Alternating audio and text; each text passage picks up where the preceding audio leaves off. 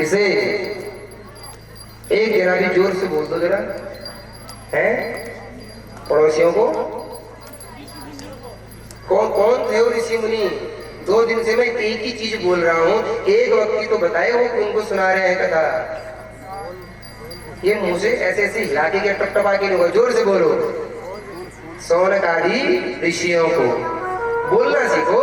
हम खाद बना जाएंगे आपको यहाँ से। मांसाहारी नहीं हूं मैं, शाकाहारी हूँ, है खाऊंगा नहीं, बता दो जो मन में आता है, ठीक है नहीं, यहाँ सब छूट है, माफ है। तो शौनक आदि ऋषियों ने सूर्य जी महाराज से प्रश्न किया। क्या प्रश्न किया महाराज? अभी आपने विष्णु भगवान के बड़े पावन पवित्र चरित्र सुनाया, भगवान ने हरिग्रीव अवतार लिया, लेकिन महाराज मैंने ये भी सुना है कि भगवान सोए हुए थे तो उनके कानों से 2 विचित्र दैत्य पैदा हो गए। नाम क्या है? विष्णु विष्णु कर्णमलोद्भूतम हंतुम विष्णु कर्णमलोद्भूतौ दानवो मधुकैटभो महाबलो चतो दैत्यो विविधौ सागरे जले। महाराज हमने सुना है कि भगवान नारायण के कानों से मधुकैटभ नाम के जो भयंकर विशालकायी असुर हुए, जिन्होंने धरती में हाहाकार मचाया। तो क्या है इसका विस्तार चरित्र, कृपया करके मुझे बताइए। तब सूत जी महाराज बोल पड़े। ये उस समय की बात है जब पूरी संसार प्रलय में जा चुका था। भगवान हमारे नारायण शेषतैया में सो रहे थे। तो सोते सोते भगवान के कानों में खुजली हुई, तो भगवान ने दोनों कानों को खुजलाया। तो भगवान कई वर्षों से सह रहे हैं, सो रहे हैं, तो सोते सोते मैल भी जम गया। तो विष्णु कर्ण मलोद्भूतो दानवो मधुकैटभो, उन दोनों प्राणों से मधु, उस मैल से मधुकैटभ नाम के 2 विशालकायी असुर प्रकट हो गए। अब कान से विशाल पैदा नहीं हुए, पहले छोटे पैदा हुए, बाहर आके बड़े हो गए। धीरे धीरे इनका शरीर इतना बड़ा कि शेषतैया में सोए हुए हमारे नारायण इतने छोटे छोटे दिखने लगे, मतलब दिखे ही नहीं इनको। तो इनको आश्चर्य हुआ कि हम पैदा कहां से हुए, हमें पैदा किसने किया। तो इतने में सृष्टि में अनेक ध्वनि सुनाई दी। उस ध्वनि का नाम कहता ऐं। ऐं शब्द सुने आपने? ए आई, आई में बिंदी की मात्रा को ऐं शब्द बन जाता है। तो कभी आपने तानपुरा सुना है? तानपुरे में एक ध्वनि आती है, तो वो ऐं शब्द इनको प्रतीत हुआ कि लगता है ये ऐं शब्द हमें कुछ संकेत दे रहा है कानों को। उसी ऐं शब्द को मन में बैठा लिया इन्होंने और ध्यान करते रहे। कई हजारों वर्ष तक इन्होंने ऐं शब्द का उच्चारण किया। तो ऐं ह्रीं क्लीं चामुंडाय विच्चे, ये मंत्र में सबसे पहला बीजाक्षर मंत्र माना जाता है ऐं। इस बीजाक्षर मंत्र का इतना बड़ा चमत्कार हुआ कि मां जगदम्बा अष्टभुजी दुर्गा रूप लेकर प्रकट हो गई। अरे भक्त मैं तुमसे प्रसन्न हूं, बोलो क्या चाहते हो? बोले हमें अमर कर दो। ये असुर जितने भी थे सबको अमर होने की ही धुन चढ़ी हुई। तो भगवान मैया बोल पड़ी, मैं तुम्हें अमर तो नहीं कर सकती, लेकिन वरदान देती हूँ कि तुम्हारे जैसा ही वीर तुम्हें युद्ध में हरा पाएगा, अन्यथा कोई नहीं हरा पाएगा। दूसरा वरदान प्राप्त किया कि हमारी मृत्यु हमारी इच्छा के अनुसार प्राप्त हो, हम जैसे चाहें वैसे, हमें कोई मारे तो हम मारे। मैया कहेंगे तथास्तु। अब ये इनके पास अतुलित बल आ गया माँ की पूजा ध्यान करने के बाद। भागे भागे इस अखिल ब्रह्मांड में घूमने लगे और नजर पड़ गई ब्रह्मा जी पे। तुरंत ब्रह्मा जी की दाढ़ी पकड़ी, बूढ़े बाबा चलो आओ हमसे दो हाथ करो। ब्रह्मा जी बोल पड़े, महाराज तुम ठहरे बड़े हट्टे कट्टे जवान पहलवान और मैं हुआ बूढ़ा, अब तुमसे भला मैं क्या युद्ध कर सकता हूँ, लेकिन तुम्हारे जैसा ही तुम्हें उठा पटक देने वाला एक है मेरी नजर में।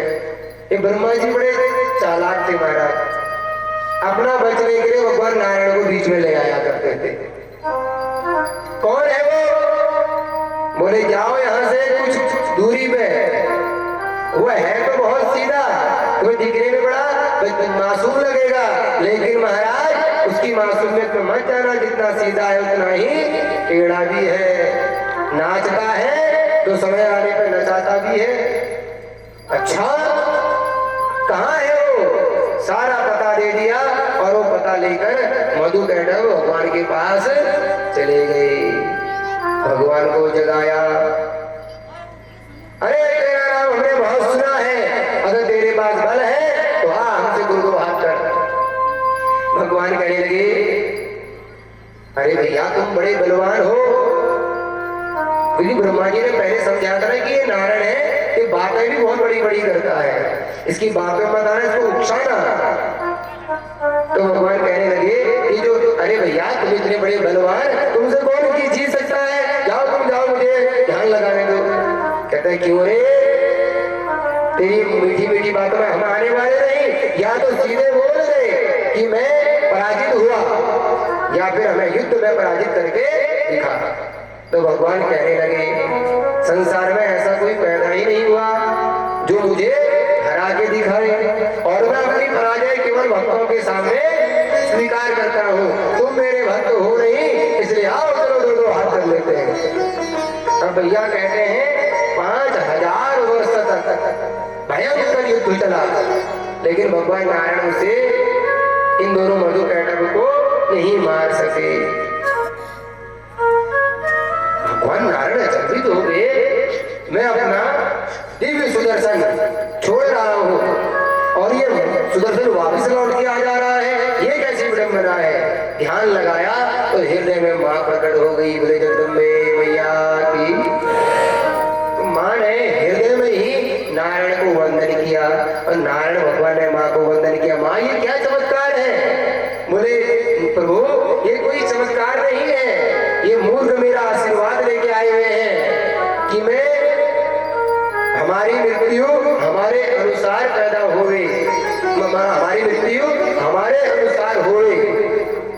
अब जब तक आप इनकी मृत्यु का उपाय इनसे नहीं पूछोगे, इनका अनुसार नहीं लोगे, तब तक ये मरने वाले नहीं। तो भगवान समझ गए, ओहो ये बल तो मेरा कम काम आया नहीं, अब छल का उपयोग किया जाए, क्योंकि हमारे भगवान का एक नाम क्या है, छलिया।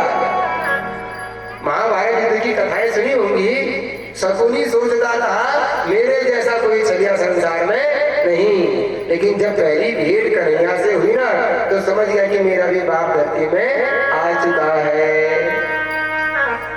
तो माने इशारे किए कि हे प्रभु जैसा जैसा मैं आपको इशारे करूंगी आप वैसा वैसा कर्म करना, सो इनकी मृत्यु सुनिश्चित हो जाएगी।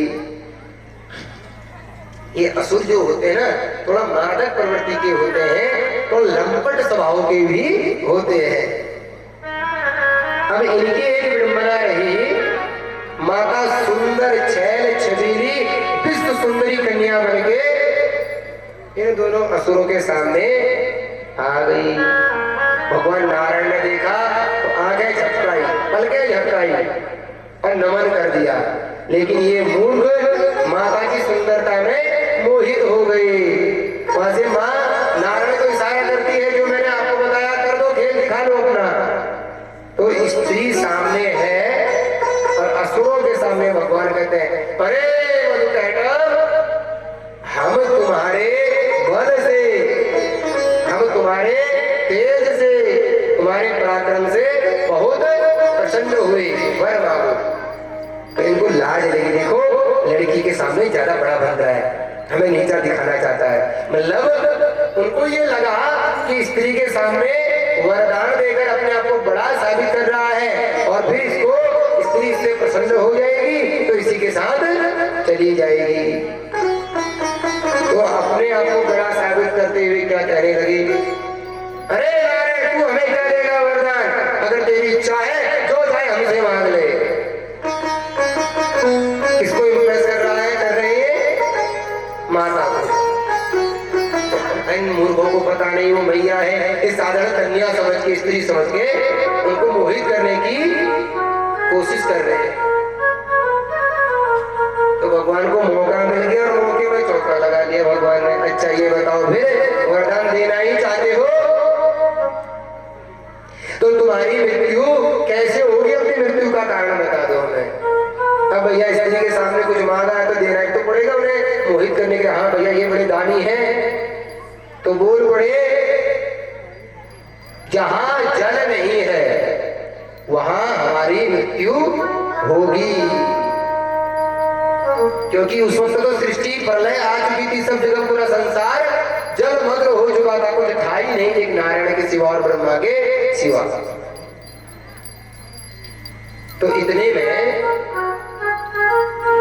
जब इन्होंने कहा तो भगवान ने मांगा, असुरों ने कहा मधुकैटभ में तथास्तु, जाओ दिया, बता दिया अपना राज मृत्यु का। जहां जल नहीं है वहां तुम हमें मारोगे तो हमारी मृत्यु वहीं होगी। इतने में वो कन्या अष्टभुजी दुर्गा बन के उनके सामने गायब हो गई। अरे राम राम, ये मिलके नारायण ने हमें चला है, नहीं छोड़ेंगे। हे नारायण, कहा जाता है तू वाणी का बड़ा ही पक्का है।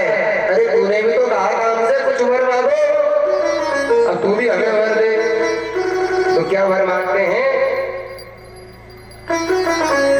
कि हम मरे तो केवल तुम्हारी जंघा, जहां पानी ना हो तो वहां तो बोला था, लेकिन केवल तुम्हारी जंघा में। और भगवान अपनी हाइट छोटी करके बैठे हुए थे ना, और ये विशाल का असुर रूप में, तो भगवान कहने लगे तथास्तु भैया तथास्तु, शायद तुमने अभी मेरा विराट स्वरूप नहीं देखा है। तो भगवान ने अपना बढ़ाया विराट स्वरूप। अब ये जो वहां विशाल का ही मधुकैटभ दिख रहे थे और भगवान के सामने मच्छर जैसे छोटे दिखने लगे। समझ गए भैया ये नारायण बड़ा ही चलिया है। अब ये कोई दूसरी चाल चलते इससे पहले भगवान ने इनकी गर्दन दबोच ली। क्यों भाई, जंगा में बैठा के मारना, पहला वरदान कहता जहां जल नहीं है। तो भगवान कहने लगे मेरी जंगा में कौन सा जल है, पालती लगा के बैठे और जंगा में बैठाया और वहीं इनकी गर्दन तोड़ के इनका काम तमाम कर दिया। भक्तवत्सल भगवान की। और मधुकैटभ के प्रकोप से सृष्टि को बचाया और भक्तों पर बड़ी कृपा करी। बोलो भक्तवत्सल भगवान की। तो आइए आगे सुखदेव जी की बड़ी सुंदर कथा है और उसके आगे बुद्ध के जन्म की कथा आती, बड़ी बहुत सुंदर बढ़िया कथा है। तो कथा को प्रारंभ करने से पूर्व हम एक सुंदर भजन का आह्वान करते हैं और उसके बाद कथा को आगे बढ़ाते हैं। कभी कभी आपने देखा होगा, आप खाना खाते हो तो खाना ज्यादा खा गया ना, हैवी डोज जब ले लेते हैं खाने की, तो उसको पचाने के लिए बीच बीच में हाजमोला या चूरन चटनी काटनी पड़ती है, नहीं थोड़ा पच जाए पेट में, होता है कि नहीं होता है। तो जब खाने को पचाने के लिए हम गोली का उपयोग करते हैं तो कथा भी तो इतनी बड़ी विशाल है, इस कथा को ऐसे कैसे बचा लोगे आप बताओ। तो उस कथा को बचाने का काम क्या करती है, भगवान के नाम की बूटी। तो आइए मिलकर भगवान के नाम का उच्चारण करें, उसके बाद कथा को आगे बढ़ाएं।